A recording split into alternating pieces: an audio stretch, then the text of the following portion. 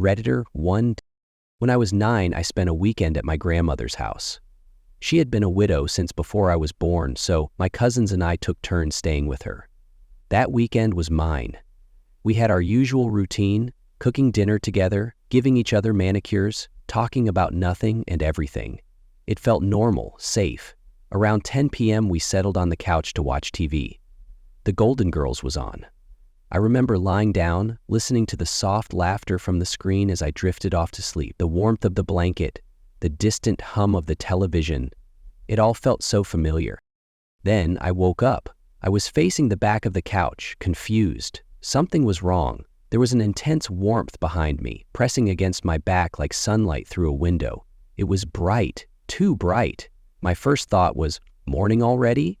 But something told me not to move too fast. Slowly, I turned over. There was no sun, no lamp, no TV glow, just a radiant, golden light, filling the entire room, and in the center of it stood a figure.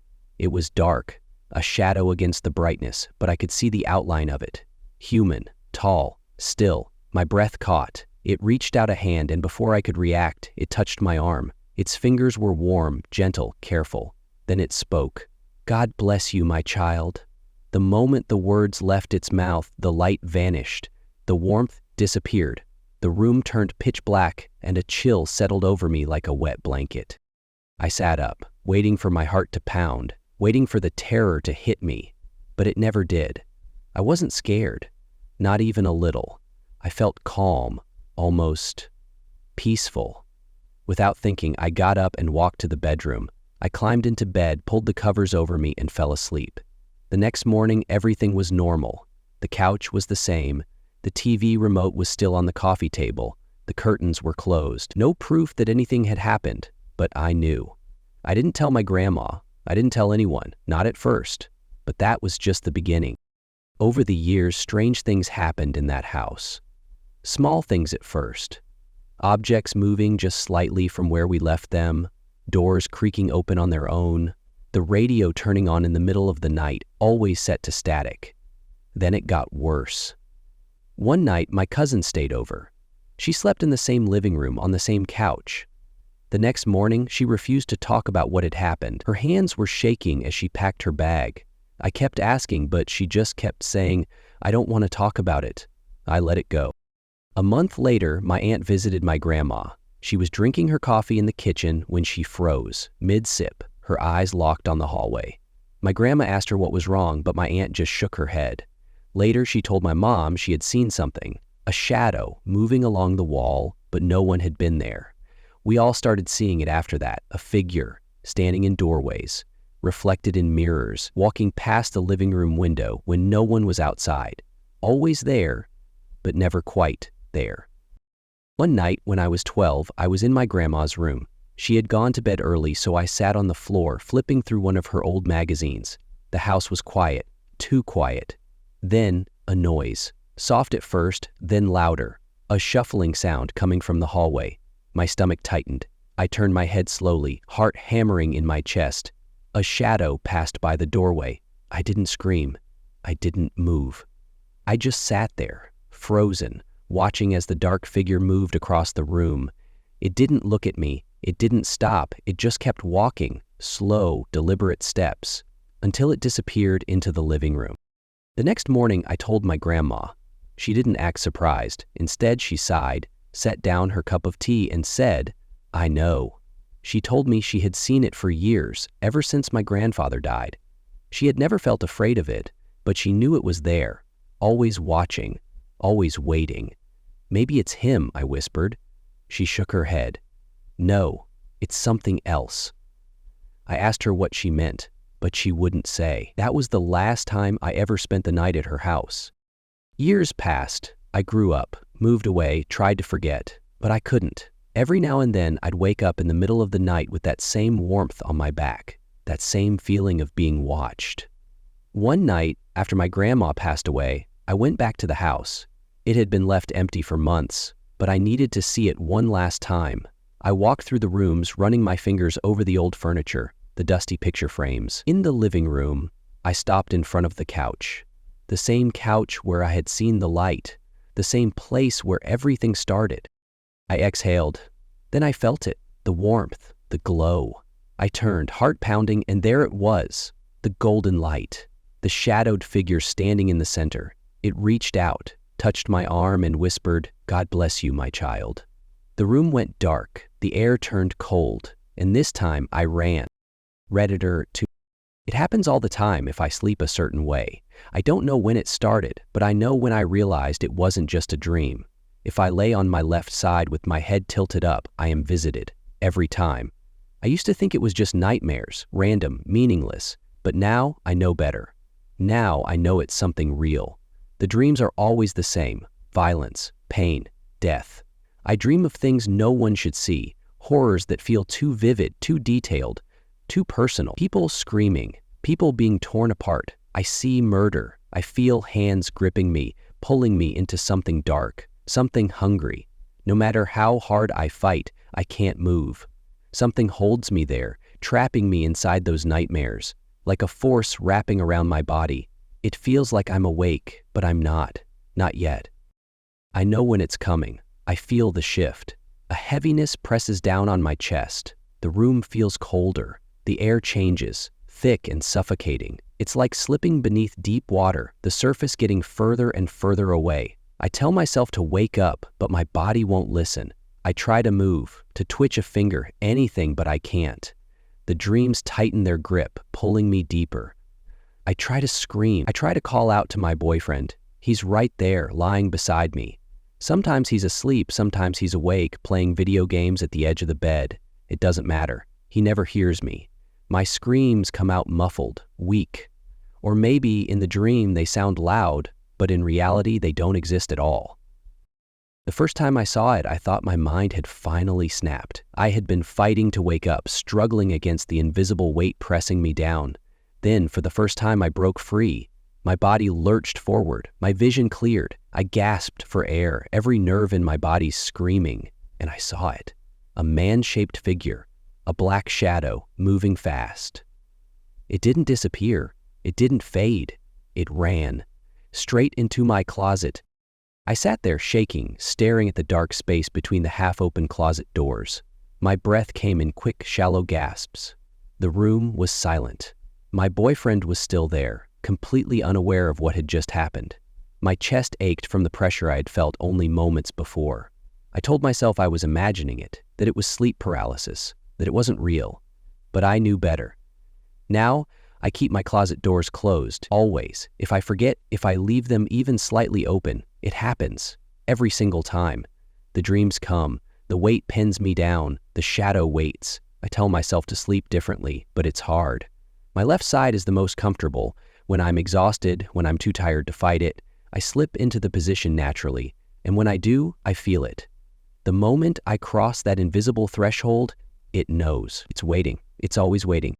The worst part is that I've started seeing it even when I'm awake. A few nights ago, I woke up gasping for air. I'd managed to turn onto my left side again. My closet door was slightly open. I swore I had closed it before bed. The moment I saw it, I felt something move.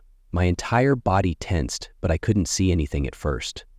The room was dark, the shadows deep. Then, something shifted in the closet. It stepped out.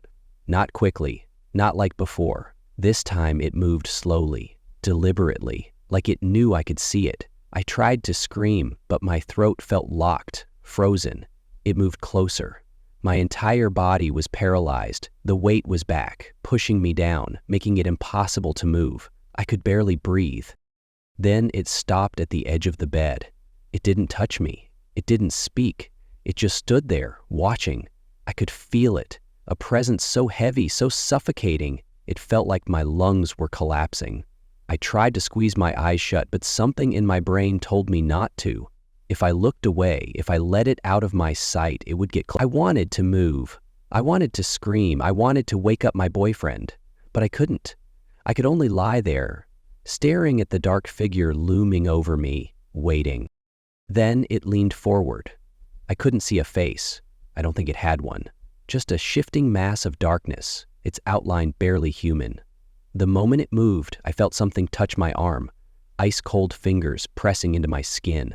A voice, Not a whisper, not a sound I could hear with my ears, but something deep inside my head spoke a single word. Mine. The light in the room flickered. My body jolted, as if something had just let go of me and I could move again. I bolted upright, gasping, my body covered in cold sweat. The figure was gone. The closet door was wide open. My boyfriend was still asleep. I sat there for what felt like hours, too afraid to move, too afraid to close my eyes. When morning finally came, I forced myself to get up and slam the closet door shut. I checked every inch of that room, but there was nothing there. No evidence of what had happened. No proof. Just the deep, lingering terror in my gut, the feeling that something had touched me. I didn't sleep the next night, or the night after that. Now, even when I stay awake, I see it. The flicker of movement in the corner of my eye, the shape standing in the hallway when I go to the bathroom at night, the feeling of something breathing against my neck when I sit on my bed too long with the lights off. I keep my closet doors shut. I avoid sleeping on my left side. But no matter how much I try, no matter how careful I am, I know it's still there, waiting. It always waits. Redditor 3. My grandparents live on a farm in northern Iowa. The house has been in our family for generations, built by my great-great-grandparents sometime in the 1870s or 1880s. No one knows the exact year. We know they acquired the land in 1875, but the exact time they built the house remains a mystery. What isn't a mystery, at least to my dad, is the fact that the house is haunted.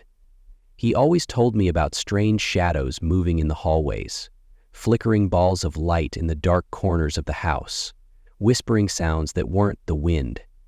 I never believed him. I thought he was just trying to scare me, spinning stories like parents do when they want to keep their kids from wandering around at night. But then, when I was 15, I spent a full summer working on the farm, and that's when I learned the truth. At first, everything seemed normal. The days were long, hard work, but I liked it. My grandparents were kind, and I enjoyed the quiet, the isolation. The house creaked sometimes, the wind howled through the fields at night. But that was just an old house being old. Or at least, that's what I told myself. Then, I started hearing the footsteps. At first, I ignored them. Old houses settle, boards creak, nothing unusual. But these weren't random creaks. They were distinct, heavy, like someone walking. I'd be in my room on the second floor trying to fall asleep, and I'd hear it, slow, deliberate footsteps moving down the hall.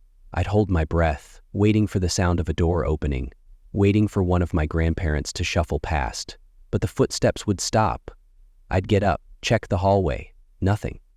Just empty space, dark shadows stretching along the wooden floor. I convinced myself it was my imagination. That was easier than the alternative. But then, towards the end of summer, something happened that I still can't explain. It was early, just before sunrise, and I had to get up to tend to the pigs. I was half awake, rubbing sleep from my eyes as I stepped into the hallway. That's when I saw it. A figure. It was at the far end of the hallway, just past the stairwell. It moved. Quickly, silently, slipping around the corner before I could fully process what I was seeing. My heart pounded. I called out, "Grandpa?" No answer. I walked down the hallway, my bare feet silent against the wooden floor. I turned the corner. Nothing. The hall was empty. I took the stairs, 2 at a time, heading straight for my grandparents' bedroom on the first floor. I pushed open the door and found them both sound asleep. They hadn't moved. They couldn't have. The only stairwell was the one I had just come down, and there was no way they could have made it back into bed without me hearing them. I stood there, staring at them, feeling my stomach twist. Something else had been up there with me. I barely made it through the rest of the summer. I avoided the second floor whenever I could. I slept with the blankets pulled over my head, my ears straining for the sound of footsteps in the dark. I never saw the figure again, but I felt it, watching, waiting. I never slept in that room again, and I still wonder what I saw that morning. One night, years later, I finally asked my dad about it. He had always told stories about the house, but I had never taken them seriously until I had my own experience. We were sitting in the living room, the TV playing softly in the background. I hesitated before speaking. "Dad," I said, "when you were a kid, did you ever see something upstairs?" His expression changed instantly. His face stiffened, his eyes darkened. He didn't speak right away. Then he nodded. "Yeah," he said quietly. "I saw it." I felt a chill crawl up my spine.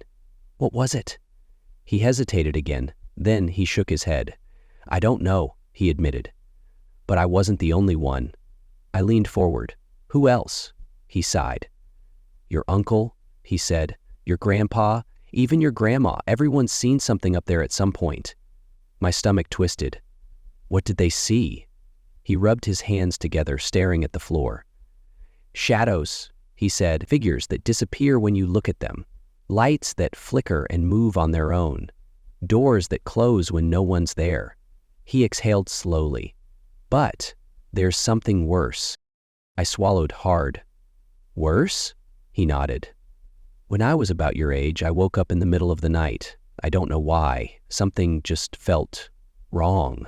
I opened my eyes, and there was a shadow standing in the corner of my room, not moving, not making a sound, just standing there, watching me."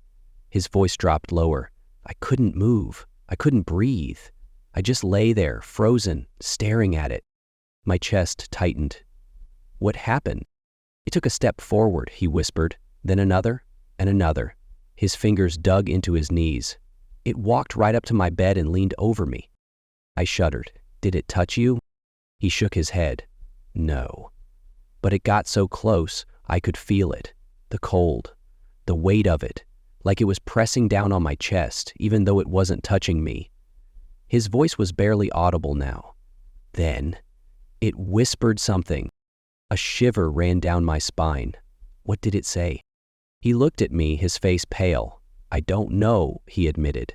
I couldn't understand the words, but it wasn't human. I sat there, stunned, my mind racing. And then, "It disappeared," he said, "like it was never there. But I know it was." I exhaled slowly. "And you never saw it again?" He hesitated. "Not like that," he said. "But I felt it, and so did your grandpa. That's why he stopped sleeping upstairs when he got older." My blood turned to ice. Grandpa stopped sleeping upstairs? Dad nodded. He never admitted why, but I know.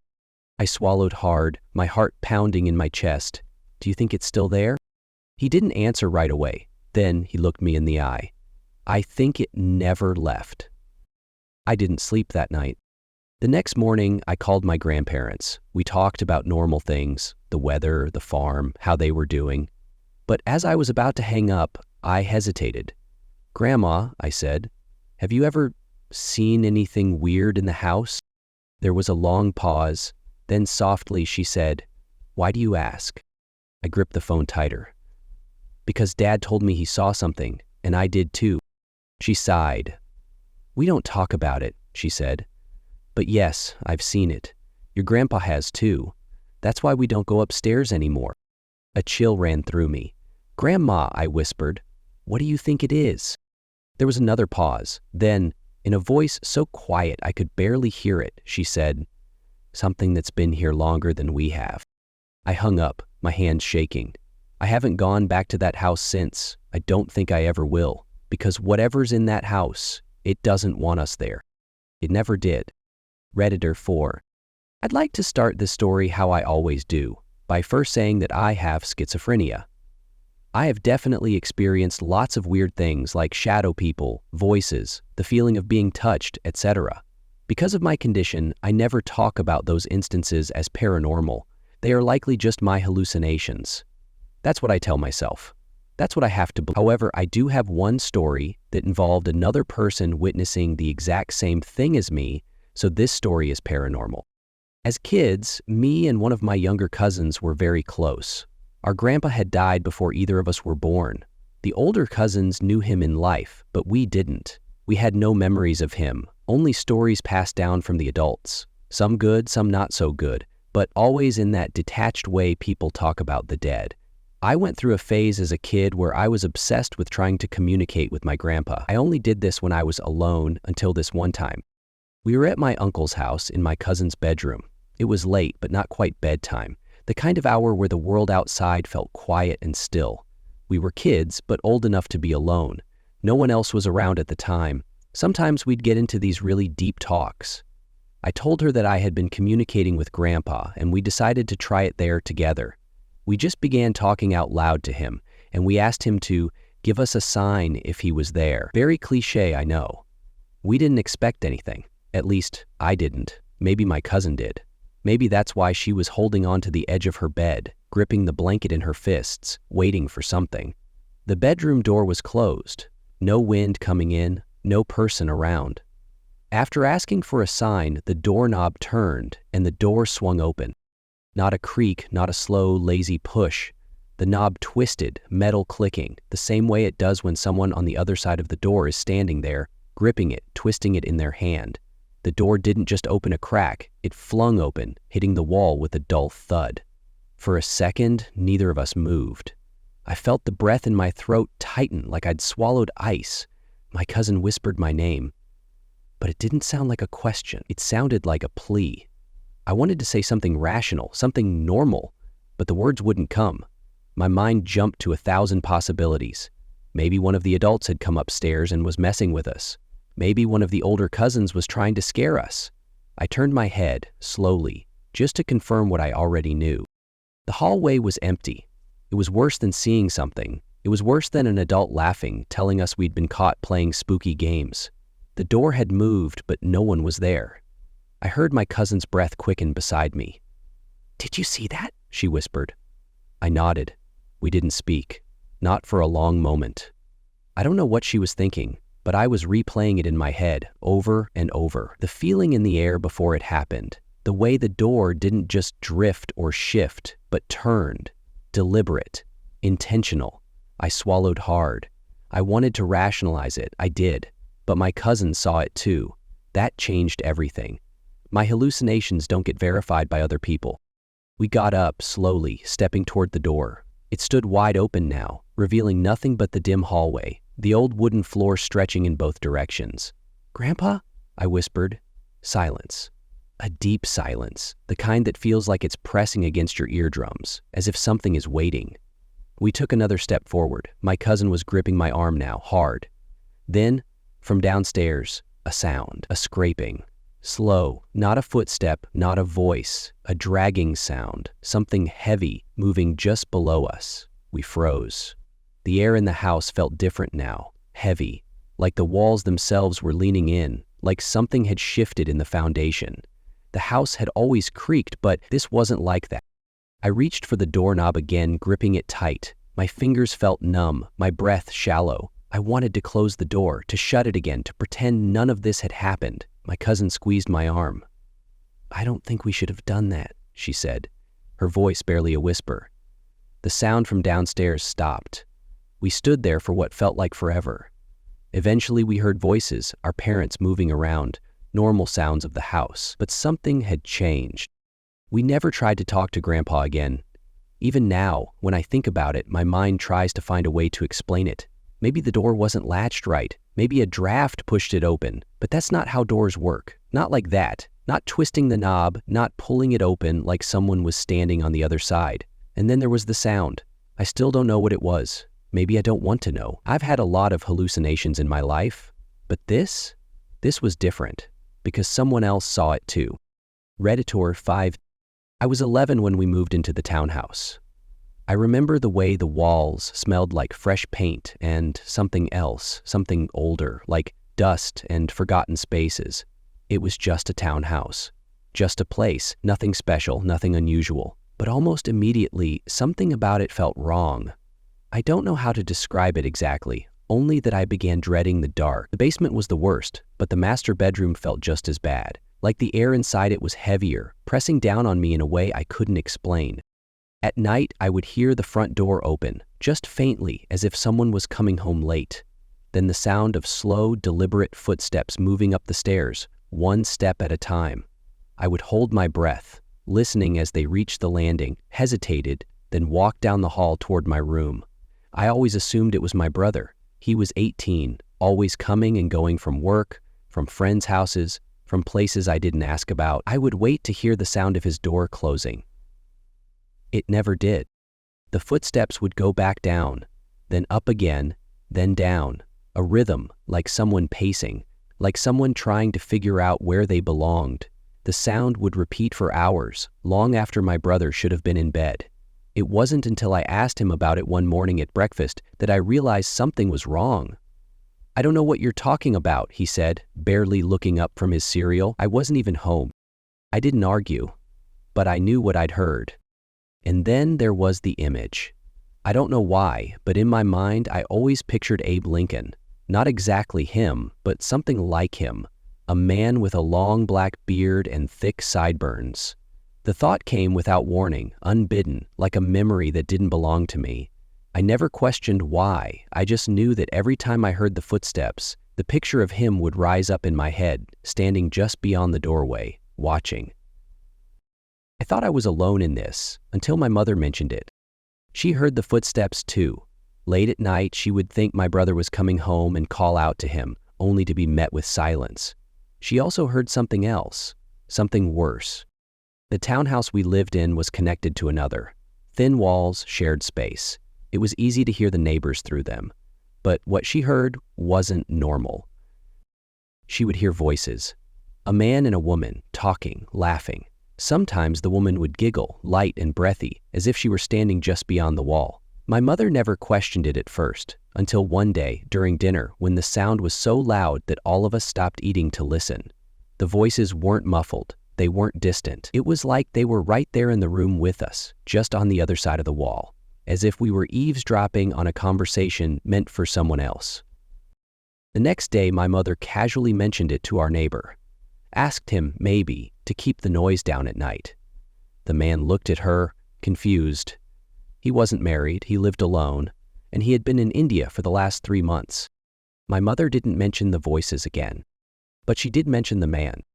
She never told me at the time, but she saw him too. Not Lincoln, not exactly, but close. A man with a long black beard, thick sideburns, standing in her bedroom at night, watching. She told herself he wasn't angry, just confused, like an old man yelling at kids for stepping on his lawn. But she didn't really believe that. Not when her boyfriend, now long gone from our lives, described seeing him too. The same man, the same face. I asked her once if she thought he wanted to hurt us. She hesitated before answering. "I think he wanted to," she said, "but spirits can't hurt you if you don't let them." Maybe that's why she never told me or my brother while we were living there. Maybe she thought ignoring him would make him go away. My brother, of course, says none of it was real. He never heard the voices, never saw the man, never felt the air shift in a way that made his skin prickle, never lay awake at night hearing footsteps on the stairs that didn't belong to anyone. But I did, my mother did. And no matter how much time passes, I know what I heard, I know what I felt, and I know that somewhere in that house, something else was living there with us. Redditor 6. I was 8 when we moved into the Victorian-style house in England. The first time I stepped inside, I felt it, unease, something crawling beneath the walls, something watching. I didn't say anything to my mom. I had just moved from a different country, and I told myself that I was just adjusting, that the cold, unfamiliar air pressing against my skin was nothing more than a new place settling in around me. But deep down, I knew better. The feeling was strongest upstairs. I hated going up there alone. The moment my foot touched the first step, it felt like something was waiting at the top, like something was standing just out of sight, watching, waiting. During the day, I avoided it entirely. My mom didn't notice at first, but I think she felt it too because she never asked me to go up there alone. The air at the top of the stairs was thick, like walking into something invisible but real. Sometimes I would feel cold spots when there was no draft, no window open, no reason for the air to shift like that. I was supposed to sleep in my own room, but I never did. The first time I tried, the air inside was so thick with something unseen, something angry, that I felt it pressing against my chest. I couldn't stay in there. I couldn't breathe. It was like something wanted me out, like whatever was in that room was making it clear that I did not belong. So I slept in my mother's bedroom instead. Even there, I didn't feel completely safe, but at least I wasn't alone. The few times I tried sleeping in my own bed, I had nightmares. Not the kind you wake up from and shake off. These were deep, vivid things that felt like they didn't belong to me, like I was slipping into someone else's memories. One of them still sticks with me. I was in a house I had never seen before, running, hiding. I didn't know who I was hiding from until I was found. A boy. He looked Victorian, black suit, stiff posture, dark eyes, his mouth stretched into a grin too wide for his face, his lips curled in a way that wasn't human, a smile too sharp, too knowing. It reminded me of the Joker. I don't remember what happened after that, but I woke up sweating, my hands gripping the blanket so tight my knuckles were white. I never slept in that room again. It wasn't just the upstairs. Even outside, something didn't feel right. I remember the winter of 2012, standing in the backyard watching the snow fall. I had never seen snow before. Where I came from, it was always hot, and the sight of my backyard covered in white felt unreal. I should have been excited, and I was, for a while. But then I felt it, the weight of someone watching me. I tried to brush it off. Maybe one of the neighbor kids was looking through the window. But when I turned to check, all the windows were empty. No one there, no movement, just silence and the feeling that something unseen was staring straight at me. We moved out a few months later. Years later, when I was older, I finally asked my mom about that house, about the way it felt, about the things I heard. She didn't hesitate. She told me about New Year's Eve, when her friend had come over and they were sitting in the living room talking. The kitchen was quiet, until it wasn't. Plates flew from the cupboards, smashing onto the floor, one after another. No explanation. No one else there. She told me that she hated being alone downstairs after I went to bed. That she would come upstairs just to lay down and go on her phone, just so she wouldn't be alone in that house. She knew. She felt it too. My friend's story was different, but in a way it wasn't. He lived in his house for 5 years. At first, it was just a house, a place to live. But on the first night, he heard footsteps downstairs, moving up toward him. He thought maybe someone had broken in. He checked. No one was there. He had dogs. They refused to go near the coal room, wouldn't even step inside. He didn't blame them. The room had a presence, something heavy, something that filled the air with a thick, unwelcome energy. He never saw anything inside it, but he always felt something there, something watching. Christmas of 2018, his girlfriend and her family came over for dinner. Nothing strange, nothing unusual, until the daughter of one of the family members walked up to him, tugged on his sleeve, and asked, "Who's that long-mailed man?" Brian, he froze. What long-hammer man?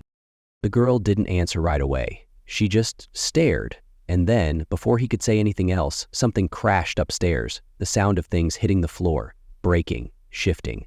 He ran up with his girlfriend's uncle. The bedroom was in shambles. They cleaned up, shook it off, went back downstairs. His girlfriend's family left after a couple of hours, and that was the end of it. Or, so he thought. That night, he stayed up watching a movie. Die Hard, if he remembered correctly. He was halfway through when he felt something, hot breath against his ear. Someone breathing, close enough that he could almost feel their lips moving. He didn't panic, he didn't run. He sat still, staring at the TV screen, and he made a choice. We can either live in peace, or I will get a priest. The TV flicked off. The house went dark. Footsteps, slow, moving. But nothing else happened after that. No more breathing in his ear, no more shadows in the corners of his vision. Just the occasional footsteps at night, things shifting, moving, small reminders that something was still there. But he never called the priest. And whatever was in that house, it stayed. Redditor 7. My room is connected to the hallway. The hallway's on the second floor, and if you stand there, you can see the entire living room below. The living room chairs all face toward the hallway, positioned so that anyone sitting there would be able to look straight up at whoever was standing on the second floor. The stairs are right next to the living room's open walls. If someone were moving through the house, you would hear them. You would know. It was 1 or 2 years ago, sometime between dark evening and late night. I left my room to get something from the kitchen. The only lights in the house were the ones above the hallway, casting a dim glow over the second floor, leaving the rest of the house swallowed in shadows. I hurriedly walked through the hallway, my footsteps light, almost instinctively quiet. As I turned my head and glanced down toward the living room, my father was there. He was sitting in one of the chairs, his head tilted slightly back, resting on his shoulder. He was still wearing his work clothes, His wrinkled white office shirt, his black pants. His posture was loose, relaxed, his breathing slow. Asleep. I looked at him for a few seconds, maybe 2, maybe 4, and then I continued down the stairs. The house was silent. I walked into the kitchen and turned on the light. The yellow glow filled the space, making everything feel more solid, more real. I grabbed whatever I had come for, and then, out of pure habit, I glanced back toward the living room. The chair was empty. I stopped. I stared. The same chair, the same spot, the place where I had just seen my father only seconds ago, slumped against his own shoulder, sound asleep. Now, nothing. Just an empty chair, dark and still. I didn't move. I could feel my heart hammering in my chest, a strange tightness spreading through my ribs, but I couldn't seem to tear my eyes away from the spot. He had been there. I knew he had been there. I remembered the exact way his shirt had wrinkled, the way his hands had rested against the arms of the chair, the way his head had lolled slightly to the side. I wasn't imagining it. I had seen him. I would have heard him move. My father's footsteps are heavy, always noticeable. If he had gotten up and walked away, I would have known. If he had picked up his phone, the screen would have lit up. But none of that happened. He was just gone. My breath was shallow, my fingers cold against the kitchen counter as I tried to make sense of what I was seeing, or what I wasn't seeing. Then, from behind me, I heard footsteps. Not from the living room, not from the chair, from the stairs. I turned, and there he was, my father. Not in his office clothes, not in his wrinkled white shirt and black pants, in dark pajamas, fresh, awake, looking at me with confusion. "What are you doing here?" he asked. His voice was groggy but firm, the way it always was when he was half awake. "You should be sleeping." I couldn't answer. He walked past me toward the sink, filling a glass of water. I watched him, my mind still reeling, still frozen on the image of him slumped in the chair. I thought about telling him. I thought about asking if he had been in the living room at all, if he had moved so quickly, so silently, that I had somehow missed it. But I already knew the answer. He had never been in the living room. I said nothing. I turned and walked back up the stairs, my father following close behind, as if nothing had happened, as if I hadn't just seen a version of him that wasn't really there. That night, I laid in bed, staring at the ceiling, replaying the moment over and over. Maybe it was my mind playing tricks on me. Maybe my eyes had misinterpreted the shadows, twisting them into something familiar, something I had expected to see. That's what I told myself. That's what I had to believe. But it doesn't make sense. I still remember the colors, the shape, the exact position of his body in that chair. It wasn't a trick of the light. It wasn't a blurry glimpse of something in my peripheral vision. I saw it. I know I did. I just wish I had stopped. I wish I had slowed down when I was in the hallway, taken a longer look, confirmed what I saw before I went downstairs. Is now I'll never know for sure. Redditor 8. My aunt has always been a woman of integrity. She doesn't exaggerate, doesn't tell stories for the sake of a reaction. That's why, when she told me this, I believed every word. She was just a little girl when it happened, living with my grandmother and her sister, Christine, in an old-school trailer. My grandmother drank a lot back then, had parties that lasted into the early morning hours, the trailer filling with cigarette smoke and the sound of laughter slurring into shouts. My aunt hated it. Not just because of the noise, but because of the danger. She was always afraid of fire, terrified that one of those cigarettes would be left burning, that one of those bottles would tip over into something flammable. So she would stay awake. She would wait until the house quieted, until the laughter faded and the voices turned into the slow, steady rhythm of passed-out breathing. Then, when she was sure no one was awake, she would sneak out and butt out the cigarettes, checking the floor, the counters, anywhere a spark could be hiding. That night was no different. She, Christine, and my grandmother were sleeping in the second bedroom, the one against the back wall of the trailer. It was small, cramped, the kind of space where every movement felt close, where every sound bounced off thin walls. My aunt was in the middle, Christine was against the wall, and my grandmother was on the edge of the bed. She was just about to get up when she heard it. Something moving in the back bedroom. She froze. The sound wasn't normal. It wasn't just a creak of the trailer settling, wasn't the wind rattling the thin aluminum siding. It was movement. Slow, unsteady, the kind of clumsy, aimless shuffling that reminded her of someone drunk, someone stumbling through the dark, bumping into things. She stayed completely still, her breath shallow, pretending to sleep. The noise grew louder, shifting from small, uncertain steps to something heavier, something deliberate. It moved down the hallway, still swaying, still uneven, knocking against the walls as it went. Then it stopped, right at her doorway. She could feel it watching. The air in the room changed. It was the kind of silence that wasn't empty, the kind that wasn't just a lack of sound, but something deeper, something pressing, like the air itself was waiting, like it was holding its breath, just as she was. She didn't move. She didn't breathe. She doesn't know how long it stood there. Seconds, minutes, time stretched out in that thick, awful way that only happens when something unnatural is near. Then finally it moved. He turned, stepping away from the doorway, heading down the hall. My aunt knew she shouldn't look. She knew, in that deep, primal way, that some things aren't meant to be seen. But she couldn't stop herself. She had to know. Slowly, carefully, she lifted her head just enough to peek toward the door. She saw the tail first. Long, thick, moving with a slow, deliberate curl as it dragged across the floor. Then it was gone. She didn't sleep that night. She didn't wake Christine, didn't wake my grandmother. She just laid there, staring at the ceiling, listening to the faint sounds of the trailer creaking, waiting for the sun to rise. She never told my grandmother. Not then, not when she was little. She only spoke about it years later, when the parties were long gone, when the cigarettes had burned out, when she could say it without the fear of something hearing her. And even now, she swears on everything, what she saw that night wasn't human. Redditor 9. I have 3 stories, 3 moments that still sit in the back of my mind, never fading, never letting go. I don't know what they mean, don't know if they're connected, but I know one thing for certain. These weren't just tricks of my imagination. 1. The whispering voice. My old school was old in the way that buildings can feel alive. It had long, winding staircases, high ceilings, walls that seemed to trap sound in strange ways.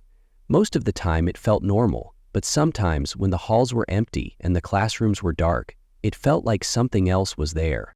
It was after school, and most of the students had already gone home. Some were still outside, some were lingering in the lower hallways, but upstairs? Upstairs was empty.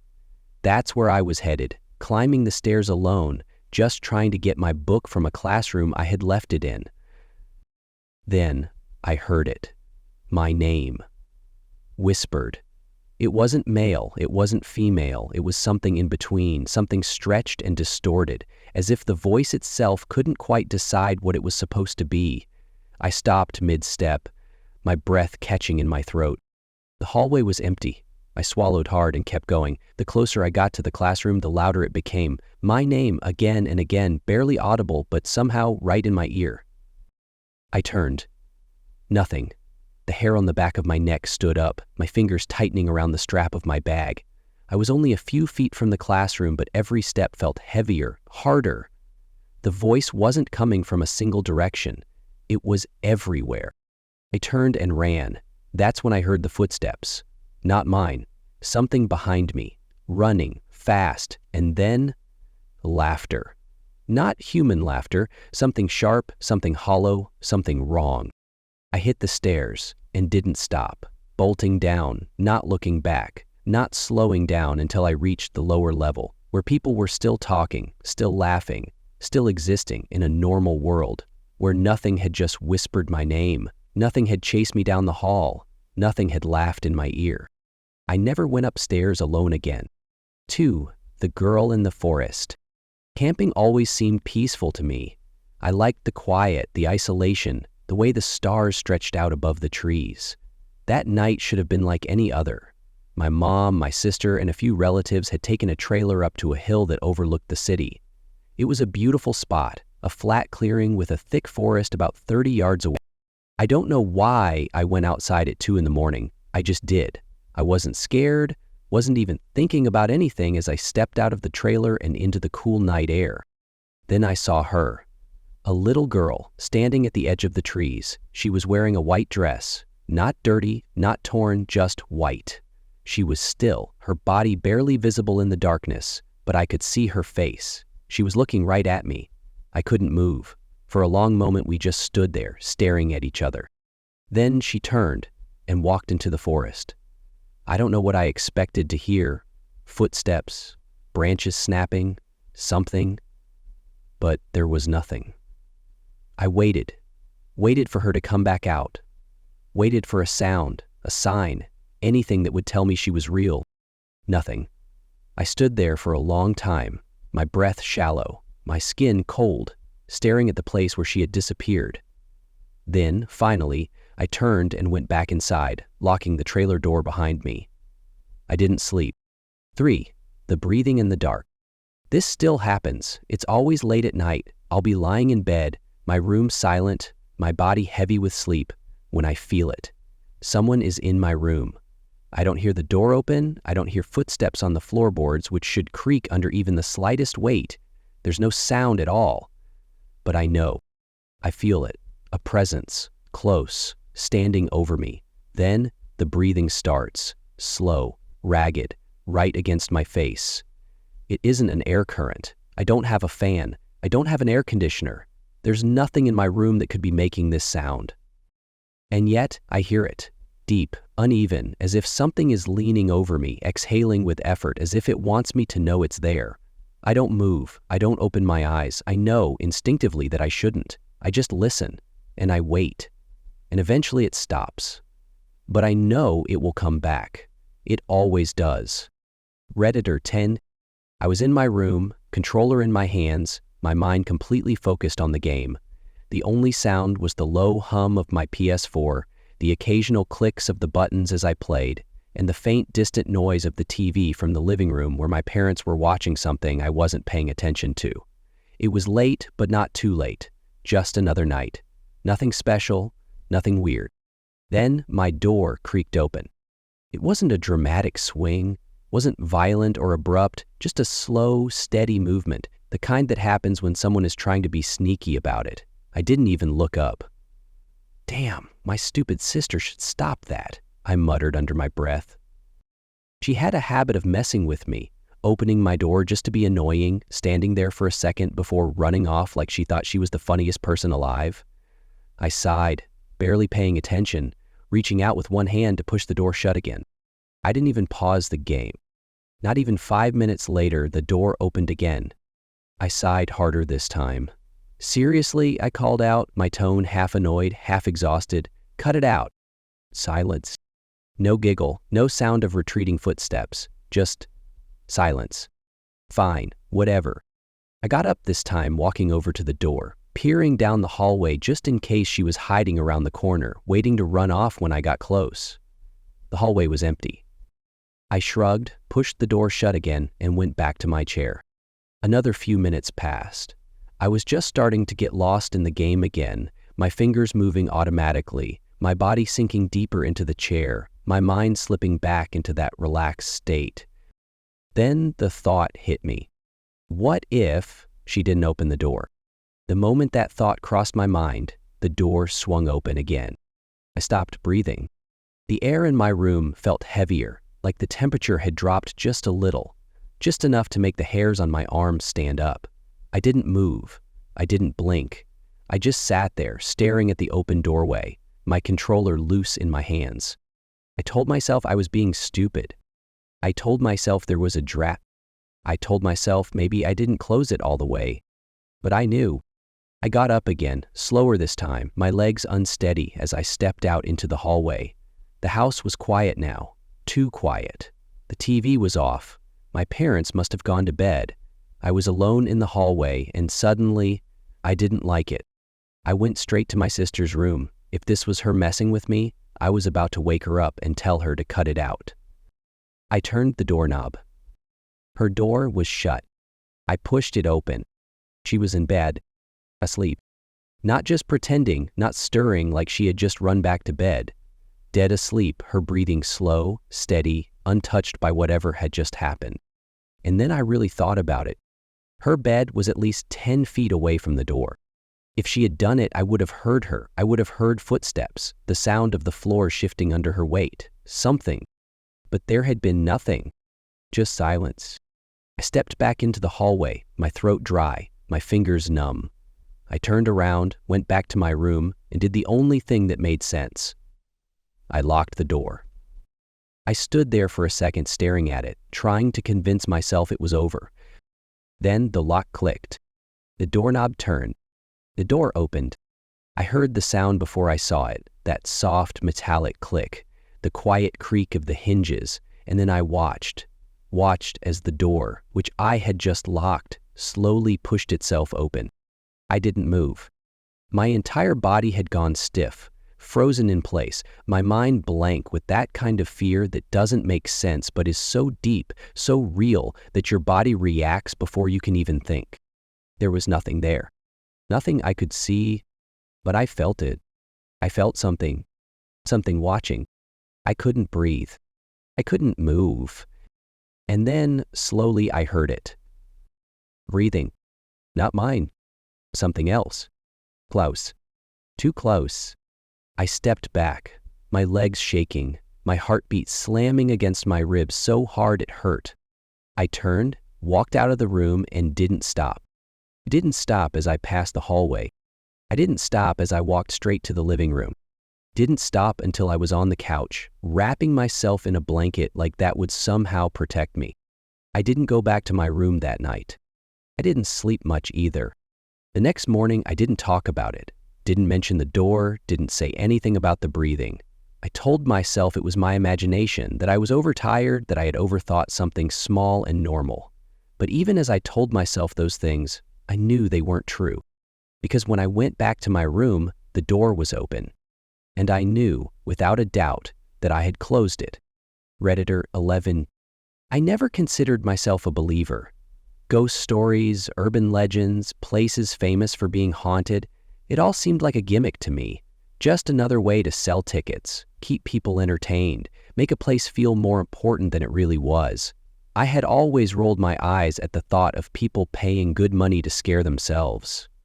That's what I thought when I agreed to visit Waverly Hills Sanatorium in Louisville, Kentucky. It was just a tourist trap. A place with a tragic history, sure, but nothing more than an old building wrapped in a reputation designed to attract thrill seekers. I wasn't scared. At least, not at first. It was a couple of years ago. My ex-boyfriend and I had joined a fairly large group for the tour, mostly older people, most of whom were in the FBI, a room full of skeptics. No one in that group was the type to believe in ghosts. If anything, I was sure they were there for the same reason I was: history. The sanatorium had a past worth learning about, a past filled with suffering, sickness, and death. That I could believe in. But ghosts? No. The tour was about 3 hours long and started around sundown. Waverly Hills was massive, an old Gothic-style building that loomed over the landscape like a skeleton of another era. It was beautiful in a way, its history etched into every cracked wall and rusted doorway. When we got to the 4th floor, the tour guide stopped us. "This is what we call the shadow floor," he said, gesturing down a long, dimly lit hallway. The sun had already begun to dip beneath the horizon, and the light that was left came slanting in through the massive open windows, stretching shadows across the peeling floors and cracked ceilings. The whole place was open, hollow, like it was still trying to breathe despite being abandoned. "On this floor, you'll see shadow figures everywhere." I scoffed. Of course we would. It was all about expectation.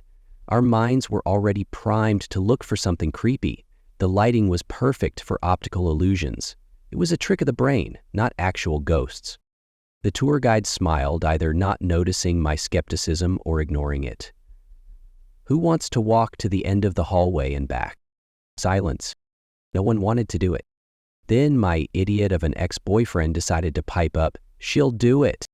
I whipped my head around to glare at him.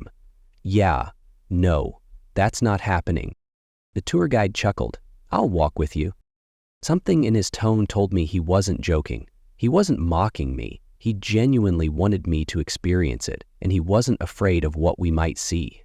That should have been my first red flag, but maybe it was the pressure of the group, maybe it was my own pride, or Or maybe it was just the idea that if the tour guide wasn't scared, then there was nothing to be scared of.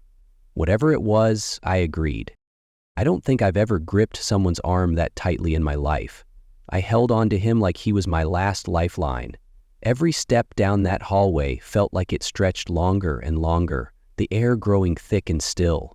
It wasn't cold like I expected. It wasn't even drafty. It was just empty. Too empty. As we walked, the tour guide started talking to me. His voice was steady, calm, too calm. He told me what the group would see as we made our way back. They'll either see one person on either side of us, someone on both sides, or a group of shadows surrounding us. I should have turned back right then. Instead, I kept walking. The end of the hallway felt like another world. The sun had dipped lower now, the shadows stretching like long fingers over the broken tiles and peeling paint. I swallowed hard and forced myself to turn around. That's when it started. The shadows moved. Not my shadow. Not the tour guide's. Others. Figures shifting in the doorframes, crossing the hallway, slipping from room to room. I tried to convince myself they were just tricks of the light, but they weren't. They were too solid, too purposeful, too aware. I kept walking. We were almost back. Then it hit me. Like an electric jolt, like static crawling up my skin, like ice sinking into my bones. My right arm lit up like the 4th of July, a wave of something sharp, something cold, something real. I didn't think, I didn't pause, I ran. Fastest I've ever moved in my life. I bolted down that hallway, nearly crashing into the group as the tour guide's laughter echoed behind me. When I reached the others, my chest heaving, my skin still burning where I had felt it, the tour guide turned to them. "So," he asked, his voice still laced with amusement, "what did you all see?" It happened all at once, like it had been rehearsed. Every single person in the group, every single skeptic, every single trained FBI agent, every single person who had come here thinking it was all a joke, answered at the exact same time. There was a shadow on the right side of her arm. I felt sick. I knew what I had felt, and now I knew what they had seen. I didn't sleep that night. When we got back to the hotel, I kept replaying it in my mind. The way the shadows moved, the way the air felt, the way something I couldn't see had reached out and touched me. I went to Waverly Hills a skeptic. I left believing in something I couldn't explain.